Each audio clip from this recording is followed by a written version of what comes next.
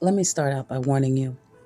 A lot of people are not going to like this video. So if you've been following the Idaho4 murders, the 4 college students that were stabbed to death in a home just off campus in November, well, a lot of people believe that it's a slam dunk. We got our guy, and he needs to rot or die for this, okay? But reasonable doubt. There's still a lot of reasonable doubt. There are 2 surviving roommates that a lot of people don't want to talk about. They will find a way to incorporate these girls into this. We have to look at both sides. And we're going to. Because at the end of the day, it's not what we think or believe or want. It's what we can prove. So that's my warning. It's not cut and dry. You got to think about it. Let's get into it. Now, beyond any reasonable doubt, let's go over that because a lot of people get confused. Just because you can see a scenario where, hey, he did it, right? It looks like he did it. If he did this and this and this, then he probably did it. That's not beyond a reasonable doubt, people. Maybe in your mind, but you have to convince 12 jurors that there was absolutely no other possibility of the circumstances that happened based on your circumstantial evidence. I believe Bryan Kohberger probably did it, but it's not about what I believe. It's about what they can prove. And when you can't prove something, they get to walk free. Better to have a guilty man walking the streets than an innocent man behind bars, right? If you have direct evidence, then you have evidence directly tying this person to a crime. You present that to a jury, that's that, right? They can make their choice from there, but it is pretty clear.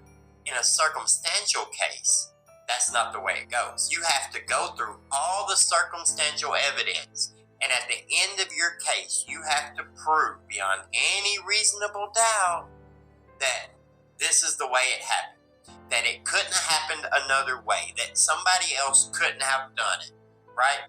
Reasonably. That's the key word. Now, of course, you could say, well, Putin could have sent a super spy from Russia to come in and kill these 4 college students to frame Bryan. Of course, right? Of course. That's not reasonable, though. Reasonable would be he left his house at this time and he went down to a friend's house and was hanging out there. His phone had died, so when he finally got his phone to come back on in the car, the phone picked back up, hit another cell tower, and he was on the other side of town. Just saying, that's an example of a reasonable doubt. So, what the prosecution is going to have to do if they want to convict Bryan Kohberger is they're going to have to get rid of any of that reasonable doubt. They're going to have to use the information they have to paint a picture so clear that there's no chance anybody else did it. Because we can't convict people because we feel like they did it. We can't convict people because common sense says they did it. We only convict people because the evidence says they did it, or because they say themselves that they did it. There is no other way. For example, let's talk about O.J. Simpson, right? Everybody can see that what happened there.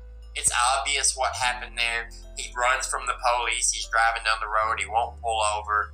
Everybody knows O.J. Simpson did what he was accused of doing, right? It's common knowledge. It's not even debated anymore. Just O.J. Simpson did it and he got away with it. But they could not prove beyond any reasonable doubt that he did it, so he got to walk. With that glove, it brought in that reasonable doubt that he couldn't fit that glove, so whoever was using that glove couldn't have been him, right? It gives reasonable doubt.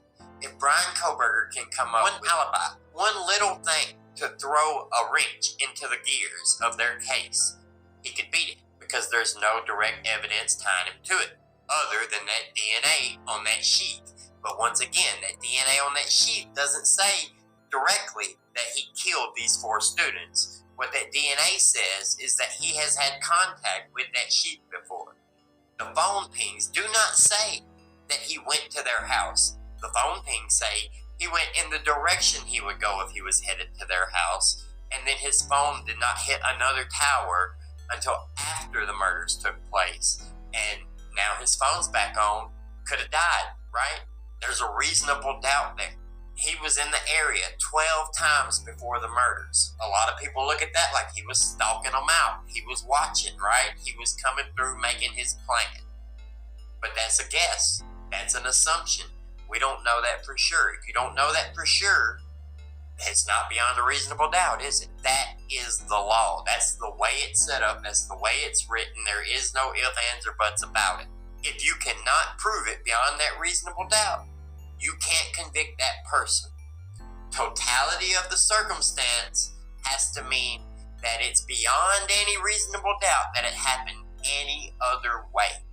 Do you see that in the Idaho4 case so far? That's why they let them extend it 6 months. Because they want to make sure that they make their case before they get into court, because they don't have it yet. They've got a faulty witness, a witness that supposedly saw this man in her home, saw him all dressed in black, wearing a mask, had to be carrying a knife, did he not? Because he didn't have a sheath anymore, and walked out the house. Now, this is after she heard all these little noises, right? All these little, oh, this girl was crying. Oh, I heard a guy say it's okay, I'm here to help. Now we know that Ethan was found in the doorway of the bedroom, so he wasn't asleep, was he? We already knew Xana wasn't asleep.